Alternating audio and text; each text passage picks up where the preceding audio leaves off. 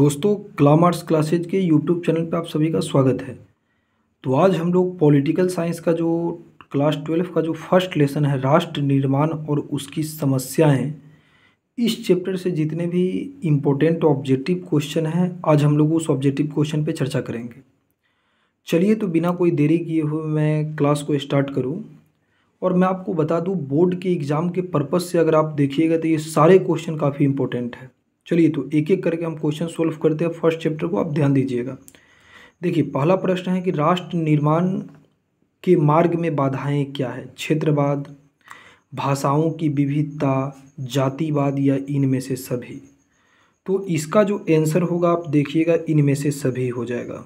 क्या हो जाएगा? इनमें से सभी। क्योंकि क्षेत्रवाद हुआ या भाषा की विविधता है या जातिवाद है, ये राष्ट्र निर्माण में ये सारा चीज़ बाधक है। ये 2024 में पूछा गया है। दूसरा क्वेश्चन है कि भारतीय संविधान के किस अनुच्छेद में भारत को राज्यों का संघ घोषित किया गया है? तो देखिए, भारतीय संविधान का जो अनुच्छेद 1 है, आर्टिकल 1, उसमें भारत को राज्यों का एक संघ कहा गया है। संविधान को पवित्र दस्तावेज किसने कहा? तो देखिए, संविधान को जो पवित्र दस्तावेज कहा था, डॉक्टर BR अम्बेडकर, भीमराव अम्बेडकर ने कहा। ये भी आपके एग्जाम में पूछा गया है। हम भारत के लोग शब्दों का प्रयोग भारतीय संविधान के किस भाग में किया गया है? तो देखिए, हम भारत के लोग भारत शब्दों का प्रयोग भारतीय संविधान के किस भाग में किया गया है? तो इसका आंसर हो जाएगा प्रस्तावना में, क्योंकि प्रस्तावना शुरू ही किससे होता है? हम भारत के लोग से।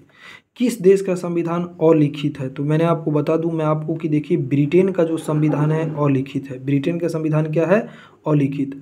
भारत किस प्रकार का गणतंत्र है? अगर ये क्वेश्चन देखिएगा, देखिए मैं आपको बता दूं कि भारत किस प्रकार का गणतंत्र है। धर्मनिरपेक्ष, समाजवादी, संप्रभु या इनमें से सभी? तो इसका आंसर हो जाएगा इनमें से सभी। देखिए, भारत की संघात्मक व्यवस्था निम्नलिखित में से किससे प्रभावित है? तो मैं आपको बता दूं कि हमारे देश में जो संघीय शासन व्यवस्था है वो कनाडा के संविधान से लिया गया, तो कनाडा से प्रभावित है। अध्यक्षात्मक शासन का उदय सर्वप्रथम किस देश में हुआ? देखिए, अध्यक्षात्मक शासन का जो उदय हुआ वो अमेरिका में हुआ। आप जरा ध्यान दीजिएगा कि अध्यक्षात्मक शासन का उदय अमेरिका में हुआ।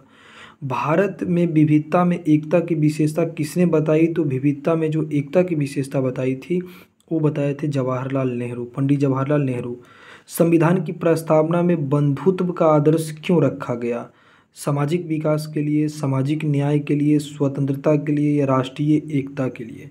तो बंधुत्व जो रखा गया वो राष्ट्रीय एकता के लिए रखा गया। देखिए, कश्मीर के भारत में विलय पत्र पर किसने हस्ताक्षर किया? तो राजा हरि सिंह। कश्मीर के भारत में विलय पत्र पर हस्ताक्षर करने वाला कौन व्यक्ति था? राजा हरि सिंह ने विलय पत्र पर हस्ताक्षर किया। देखिए, अब नेक्स्ट क्वेश्चन बोलता है कि भारत के संविधान में भारत के किस राज्य को विशेष राज्य का दर्जा प्राप्त है? तो मैं आपको बता दूं कि जम्मू कश्मीर को धारा 370 के द्वारा जम्मू कश्मीर में विशेष राज्य का दर्जा प्राप्त था। और जम्मू कश्मीर जो है, जो 26 अक्टूबर 1947 को भारत में विलय किया गया जम्मू कश्मीर को। राज्यों के पुनर्गठन आयोग का अध्यक्ष कौन था? तो राज्य पुनर्गठन आयोग के जो अध्यक्ष थे वो थे न्यायमूर्ति फजल अली। न्यायमूर्ति फजल अली राज्य पुनर्गठन आयोग के अध्यक्ष किसको माना गया? न्यायमूर्ति फजल अली। सन 1956 के राज्य पुनर्गठन अधिनियम के अनुसार भारत में किस आधार पर राज्यों की रचना की गई? तो भाषा के आधार पर राज्यों का निर्माण किया गया। और भाषा के आधार पर गठित होने वाला सबसे पहला राज्य कौन था? आंध्र प्रदेश, जिसका गठन कब हुआ? 1953 में। देखिए, 1956 में कौन सा द्विभाषी राज्य बने? द्विभाषी राज्य 1956 में बनने वाला राज्य है, तो मैं आपको बता दूं, बम्बई और पंजाब। देखिए, बम्बई और पंजाब जो है, जो 1956 में बना। संविधान के किस भाग को राजभाषा का दर्जा दिया गया? किस भाषा को? तो हिंदी को राजभाषा का दर्जा दिया गया है ना। भारतीय संविधान में अनुच्छेद 343 में क्या कहा गया है कि भारत की राजभाषा हिंदी होगा और लिपि देवनागरी होगा। भाषा को नहीं बल्कि सामरिक महत्व के तत्व को देखते हुए सबसे पहले किस राज्य की रचना हुई? तो मैं आपको बता दूं कि सामरिक महत्व के तत्व को देखते हुए सबसे पहले नागालैंड की रचना हुई। सामरिक महत्व के तत्व को देखते हुए, किसके महत्व को? सामरिक महत्व को। भाषा पे पूछे तो आंध्र प्रदेश। भारतीय राष्ट्रीय कांग्रेस की पहली महिला अध्यक्ष कौन थी? तो भारतीय राष्ट्रीय कांग्रेस की जो पहली महिला अध्यक्ष थी, एनी बेसेंट थी। कौन थी? Annie Besant. देखिए, राज्य पुनर्गठन आयोग के विषय में कौन सा कथन असत्य है?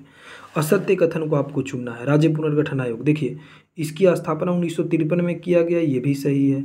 इसके रिपोर्ट के आधार पर 1956 में राज्य पुनर्गठन अधिनियम पारित हुआ, ये भी सही है। इसने भाषाई राज्यों के निर्माण के लिए सिफारिश की थी, ये भी सही है। सभी कथन असत्य है। तो देखिए इसमें जो है ना, मैं आपको बता दूं कि इसमें जो ये जो दिया गया है कि इसकी स्थापना 1953 में की गई, ये क्वेश्चन सही है।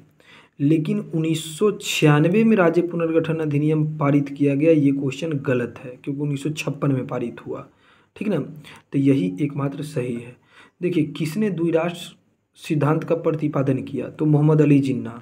20 का हो जाएगा सी, कि मोहम्मद अली जिन्ना ने द्विराष्ट्र सिद्धांत का प्रतिपादन किया। 21, राज्य पुनर्गठन आयोग की स्थापना हुई थी, कब हुआ था, तो राज्य पुनर्गठन आयोग की स्थापना 21 का हो जाएगा ए, 1953 में हुआ। भारत में कुल कितने राज्य हैं, तो 28 गो राज्य है। अभी आपको पता है कि भारत में कुल कितने राज्य हैं, 28 राज्य है। भारत के प्रथम उपराष्ट्रपति कौन थे, तो doctor S Krishnan, doctor Sarvepalli Radhakrishnan Bharat के प्रथम उपराष्ट्रपति थे। भारत के प्रथम गृह मंत्री कौन थे, मैं आपको बताया भी था कि भारत के जो प्रथम गृह मंत्री थे वो कौन थे, सरदार वल्लभ भाई पटेल थे, उप प्रधानमंत्री और गृह मंत्री। मुस्लिम लीग की स्थापना कब हुई, देखिए मुस्लिम लीग की जो स्थापना हुई 1906 में हुआ। मुस्लिम लीग का स्थापना कब हुआ, 1906 में।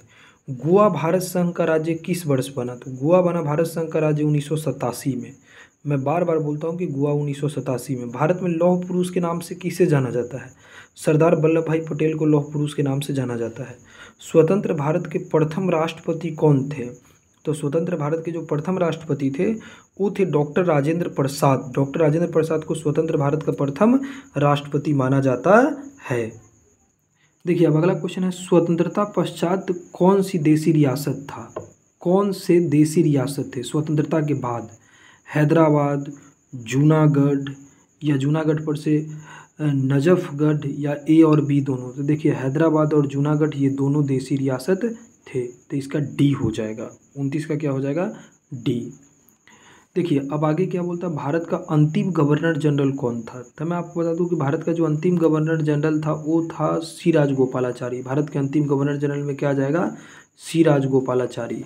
गोवा, दमन एवं दीव निम्नलिखित में से किस यूरोपीय राज्य का उपनिवेश था, तो मैं आपको बताया था ना ये पुर्तगाल का उपनिवेश था। गोवा कहिए या दमन दीव, ये सब पुर्तगाल में था, पहले पुर्तगालियों का अधिकार था इस पे। देश के विभाजन से कौन से राज्य प्रभावित हुए थे, बम्बई, मद्रास, बिहार, उड़ीसा, पंजाब और बंगाल, इनमें से कोई नहीं। तो देश के जो विभाजन से जो सबसे ज़्यादा राज्य जो प्रभावित हुए वो पंजाब और बंगाल हुआ था। पंजाब और बंगाल में विभाजन का सबसे ज़्यादा ये हुआ। ताशकंद समझौता कब हुआ, 1966 में हुआ भारत और पाकिस्तान के बीच।